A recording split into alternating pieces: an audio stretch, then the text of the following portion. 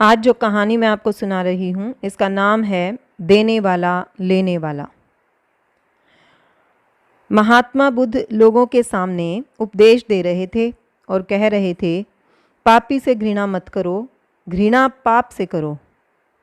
पापी आज है, कल नहीं रहेगा, लेकिन पाप तो पहले भी था और भविष्य में भी रहेगा। अतः पाप ही असली बुराई है। उसे मिटाने की कोशिश करो तो पापी के भीतर का पाप भी मिट जाएगा।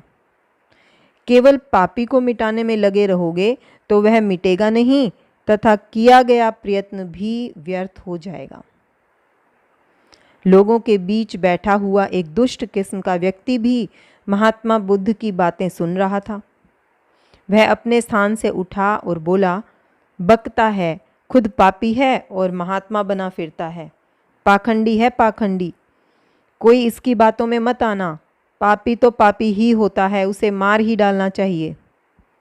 कहता हुआ वह दुष्ट वहां से चला गया। अगले दिन फिर लोगों के सामने महात्मा बुद्ध उपदेश दे रहे थे और कह रहे थे, क्रोध करना बुरी बात है। क्रोध करके मनुष्य अपना ही अहित करता है।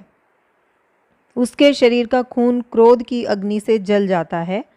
इससे उसके शरीर में तरह तरह की बीमारियां हो जाती हैं, अनेक विकार पैदा हो जाते हैं।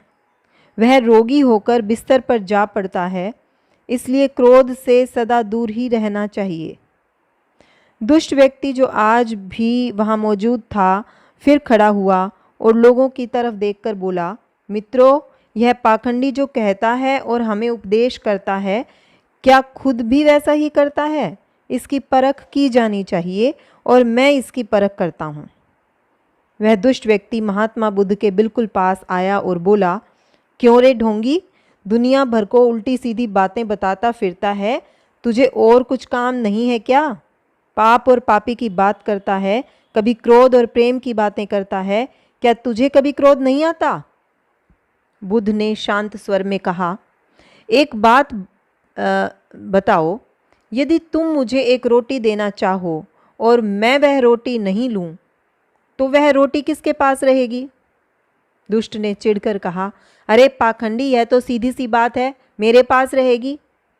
बुद्ध ने समझाया, बस उसी तरह तुमने मुझे जो गालियां दी हैं वे मैंने नहीं ली हैं। उस दुष्ट व्यक्ति ने आगे बढ़कर महात्मा बुद्ध के पांव पकड़ लिए और उनसे क्षमा मांगने लगा। तो कहानी तो यहाँ खत्म होती है। अब बात करते हैं महात्मा बुद्ध जी थे कौन, इनके बारे में अब थोड़ी सी बात करते हैं। तो दुनिया को अपने विचारों से नया रास्ता दिखाने वाले महात्मा बुद्ध भारत के एक महान दार्शनिक, समाज सुधारक और बौद्ध धर्म के संस्थापक थे। इनका जन्म 563 ईसा पूर्व कपिलवस्तु राज्य में हुआ। कपिलवस्तु राज्य जो है नेपाल की तराई क्षेत्र में स्थित एक छोटा सा राज्य था। इनके पिता इस राज्य के राजा थे और इन्होंने सांसारिक समस्याओं से व्यथित होकर 29 वर्ष की उम्र में गृह त्याग कर दिया।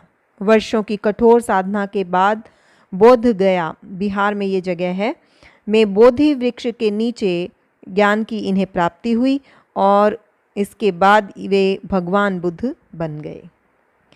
तो महात्मा बुद्ध के दर्शन का जो सबसे महत्वपूर्ण विचार है वो है आत्मदीपो भव, अर्थात अपने दीपक स्वयं बनो। इससे अभिप्राय है कि मनुष्य को अपने जीवन का उद्देश्य या नैतिक अनैतिक प्रश्न का निर्णय स्वयं करना चाहिए। बुद्ध दर्शन का दूसरा महत्वपूर्ण विचार है कि हमें किसी भी प्रकार के अतिवादी व्यवहार से बचना चाहिए। इनके दर्शन का तीसरा प्रमुख विचार है संवेदनशीलता होना। संवेदनशीलता का अर्थ है दूसरों के दुखों को अनुभव करने की क्षमता होना। बुद्ध दर्शन का एक और प्रमुख विचार है कि अहंकार अर्थात मैं की भावना ही अधिकांश झगड़ों की जड़ है। इसलिए हमें अपने व्यक्तित्व पर कभी भी अहंकार नहीं करना चाहिए।